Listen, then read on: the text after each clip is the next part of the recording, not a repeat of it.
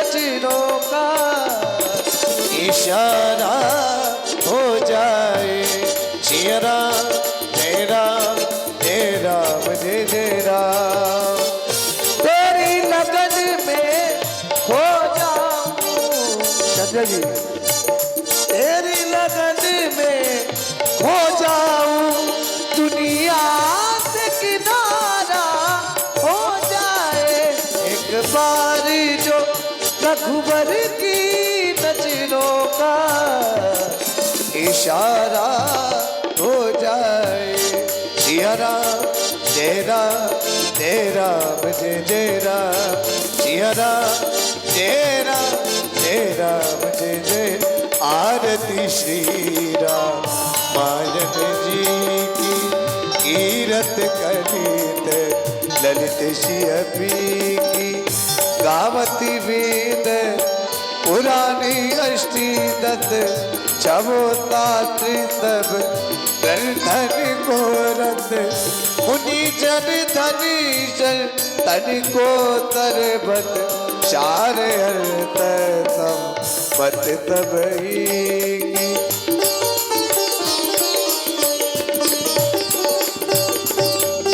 कलिमल गगन विसरत भीगी, शुभग शिगार मुक्ति जुबती की। दलन रोग भवन पूरी अभी की, तात बात तब विधि तुलसी की। आरती श्री राम पायन जी की।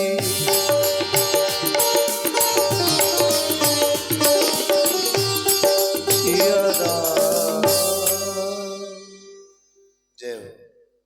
आदरणीय के द्वारा अतिथि जी के द्वारा 100 पुष्पमुद्राएं क्रमशः व्यासपीठ पर सभी के लिए प्रदान किए गए हैं। शादी। और जैसा कि अभी हमारे आज के कार्यक्रम के शुभारंभ थी, आदरणीय हमारे आज के कार्यक्रम के मुख्य अतिथि जी के करकमलों के माध्यम से फीता काटा गया और फीता काट करके मंच के सभी मंच में उपस्थित सभी आचार्यों का स्वरूपों का सम्मान भी उनके द्वारा किया जा रहा है। और आदरणीय हमारे आज के कार्यक्रम के परमादरणीय मुख्य अतिथि सम्मानीय श्री दुष्यंत सिंह जी परिहार, वर्तमान जिला पंचायत सदस्य हिंगोठा, जिनके कर कमलों के माध्यम से फीता काट करके आज के कार्यक्रम का शुभारंभ किया गया, उन्हीं के कर कमलों से मंच के माध्यम से भगवान की मंगल आरती की गई। और अब मैं चाहूंगा कि अतिथि के सम्मान में मैं अपनी समिति से निवेदन करना चाहूंगा कि हमारे आज के कार्यक्रम के जो मुख्य अतिथि हैं आदरणीय परम सम्मानीय श्री दुष्यंत सिंह जी परिहार, वर्तमान जिला पंचायत सदस्य इंगोठा, आदरणीय हमारे परम सम्मानीय ऐसे क्रम से हमारे परम सम्मानीय आदरणीय श्री करण सिंह राजपूत जी उर्फ दद्दू जी, वर्तमान जिला पंचायत सदस्य प्रतिनिधि मुस्कुरा। मैं चाहूंगा हमारे समिति के अध्यक्ष परम सम्मानीय,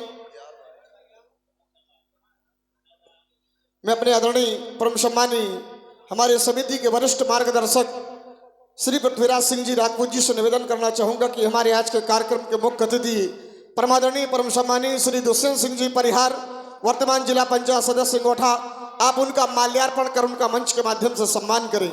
आदरणीय हमारे मास्टर साहब, हमारे परम सम्मानीय श्री दुष्यंत सिंह जी परिहार जी का माल्यार्पण कर मंच के माध्यम से उनका सम्मान करें। मैं चाहूंगा कि एक बार सभी लोग जोरदार तालियां बजाएं।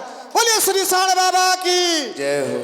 और हमारे मास्टर साहब के द्वारा हमारे आज के कार्यक्रम के मुख्य अतिथि का मंच के माध्यम से सम्मान किया। चाहूंगा कि हमारे समिति के अध्यक्ष सम्मानित श्री रतन सिंह राजपूत जी हमारे आदरणीय दद्दू जी का माल्यार्पण करें और उनका मंच के माध्यम से उनका सम्मान करें। नहीं दद्दू, जरूरी है, एक बार सभी लोग जोरदार तालियां बजाएं। और हमारे आज के भैया आप लोगों से निवेदन है मेरा कि आप लोग बैठ जाएं या थोड़ा साइड से खड़े हो जाएं। आपके पीछे ट्रैक्टर खड़े, उन लोगों को कुछ दिखाई नहीं देता, इसलिए आप लोग वहीं बैठ जाएं या फिर इस साइड चले आए। और हमारे आज के कार्यक्रम के नहीं ये बहुत अच्छे, एक बार सभी लोग जोरदार तालियां बजाएं हमारे दद्दू जी के लिए कि हमारे आज के कार्यक्रम के जो मुख्य अतिथि हैं उनका माल्यार्पण किया गया। और मैं अपने अध्यक्ष जी से निवेदन करूंगा कि बैच लगा करके हमारे आज के कार्यक्रम के मुख्य अतिथि का सम्मान करें। ये बात एक बार सभी लोग पुनः जोरदार ये कम से कम तालियां बजा दिया करें यार, तालियां बजाने में कुछ नहीं जाता। कम से कम हमारे बीच में जो हमारे अतिथि हैं उनको लगे कि यहाँ लोग हमारे सम्मान में सब लोग तालियां बजा रहे हैं, तो सब लोग तालियां बजाएं जोर से। और हमारे आज के कार्यक्रम के मुख्य अतिथि का मंच के माध्यम से बैच लगा करके हमारी समिति के द्वारा उनका सम्मान किया जा रहा है, और हमारे बीच में उपस्थित हमारे दद्दू जी का भी बैच लगा करके मंच के माध्यम से सम्मान किया जाए।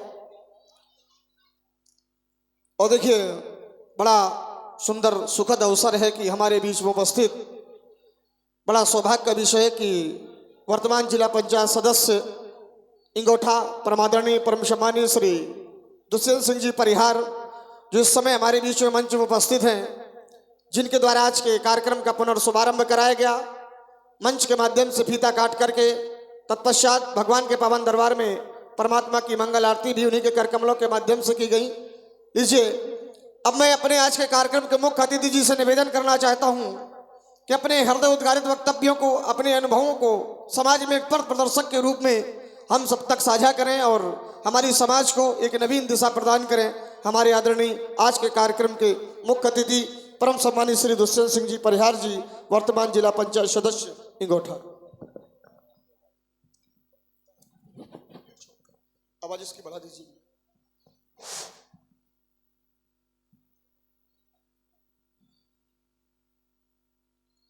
धन्यवाद संचालक महोदय संजय विश्वकर्मा जी, बहुत अच्छा बोलते हैं। बहुत अच्छा लगा आज पहाड़ी भिठारी के इस पावन भूमि पर मुझे बहुत ही आनंद का अनुभव हो रहा है। मर्यादा पुरुषोत्तम भगवान राम, माता जानकी सहित मैं उनको दंडवत प्रणाम करता हूं। इस बुंदेलखंड की पावन धरा पहाड़ी भिठारी में मैं समस्त गांव ग्रामवासियों को, माताओं बहनों को, बुजुर्गों को और मेरे बड़े भाई आदरणीय करण दद्दू जी, अवधेश राजपूत जी, संजय विश्वकर्मा जी और मैं सभी लोगों के नाम नहीं जानता हूं, जो मेरे साथ खड़े हुए हैं सभी को मैं दंडवत प्रणाम करता हूं। मुझसे बड़े हैं।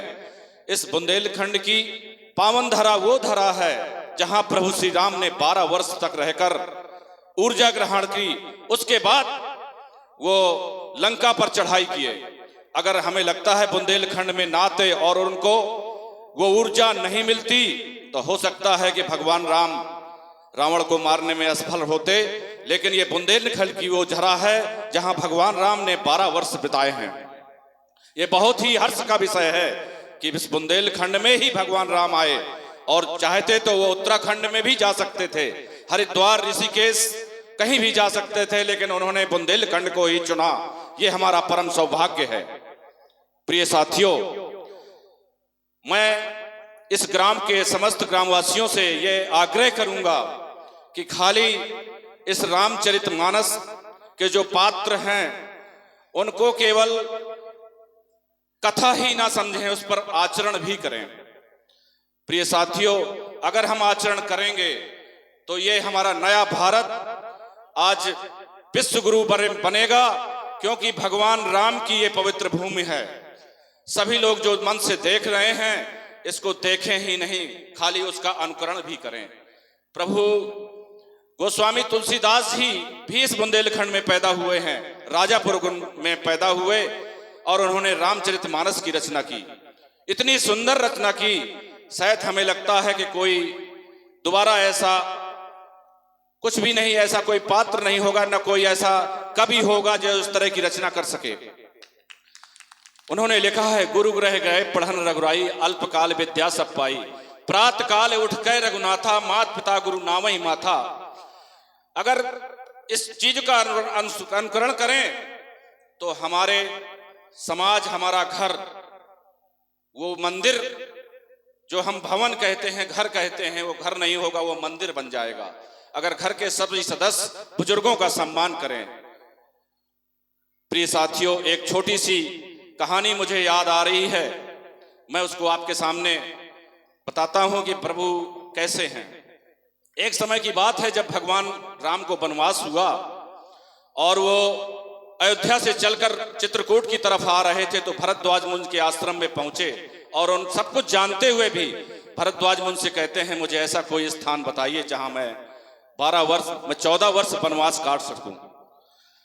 प्रभु श्री राम पूछने पर भरद्वाज मुनि हंस पड़े कि प्रभु आप तो सब कुछ जानते हैं, जानने के बावजूद भी हमसे पूछ रहे हैं कि मैं कहाँ रहूं। तो अगर आप मुझसे पूछ रहे हैं तो मैं एक बताता हूं, चित्रकूट गिरि करहु निवासु, जहां तुम्हार सब भांत सुपासु। प्रभु भरद्वाज मुनि ने कहा कि जाइए आप चित्रकूट में और वाल्मीकि आश्रम होते हुए आप चित्रकूट में निवास करिए। वहां पे आप गए होंगे राम घाट में एक मत्स्य गजेंद्र जी का स्थान है, शंकर जी का स्थान है, जहां पे आप जल चढ़ाने जाते हैं। माँ गंगा का पानी लेकर, पैसुनी मैया का पानी लेकर उस पर जल चढ़ाते हैं आप। वो स्थान है, उस समय वो वहां के राजा थे, महाराजा मत्स्य गजेंद्र जी महाराज वहां के राजा थे।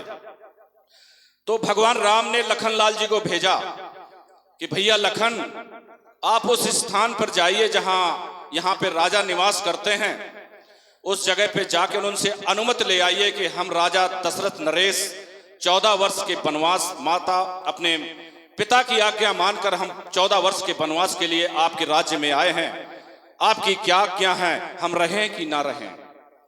जैसे ही लखनलाल जी वहां पहुंचे तो वो अपने कंबल पूरे बदन में लपेटे हुए और तपस्या में लगे हुए थे।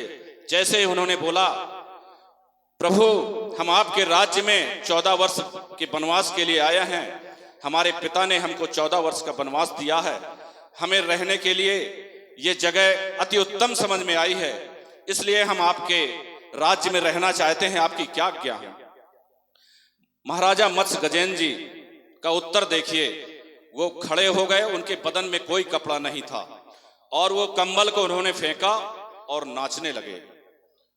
जब नाचने लगे तो भगवान प्रभु लखनलाल जी ने कहा कि भैया ने हमको पता नहीं किस जगह पे भेज दिया है, ये पागल खाने, ये तो पागल लग रहा है, हमको ऐसी जगह पे भेजा है। और वो तुरंत उसी पैरों उसी क्षण वहां से वापस भगवान राम के पास पहुंचे और बोले प्रभु भैया आपने हमको किस जगह भेज दिया, वो तो पागल था। बोले भैया समझे नहीं, क्या कर रहे थे वो। उन्होंने बताया कि वह ऐसा ऐसा ऐसा हुआ, उन्होंने पूरा वृत्तांत सुनाया। सुनने के बाद प्रभु राम लखनलाल जी से बोले भैया तुम समझे नहीं, उन मौन रहते हैं वो यहाँ के राजा हैं, महाराजा मत्स्य गजेंद्र जी, तुम उनकी भावना नहीं समझे। उन्होंने क्या कहा, उन्होंने मौन होकर ही कहा। एक हाथ में उन्होंने जिहुआ पकड़ी थी और एक हाथ में उन्हें अपने गुप्तांग को पकड़ा था और कहा कि बेटा तुम समझे नहीं लखन। उन्होंने एक हाथ में जिहुआ पकड़कर यह संदेश दिया कि आप कहीं भी रहो अपनी जवान पे लगाम रखो, किसी को भला बुरा मत कहो। अगर जवान पे लगाम रखोगे तो तुम कहीं भी नाचो, तुमसे कोई कहने वाला नहीं है। और दूसरा, अपने चरित्र पर उंगली मत उठने दो, इसलिए उन्होंने अपने गुप्तांग को पकड़ा। अपने चरित्र पर उंगली मत उठाओ, कोई आपको कुछ कह ना पाए, किसी बेटी बहू माता पिता पे गलत नजर मत डालो। अगर ये इतनी बात उन्होंने कही, ये सुनकर लखनलाल जी के कान खड़े हो गए कि भैया मैं समझ नहीं पाया, आपने मुझको समझाया। इसलिए मेरा कहना है, पहाड़ी भिठारी और बाहर से आए हुए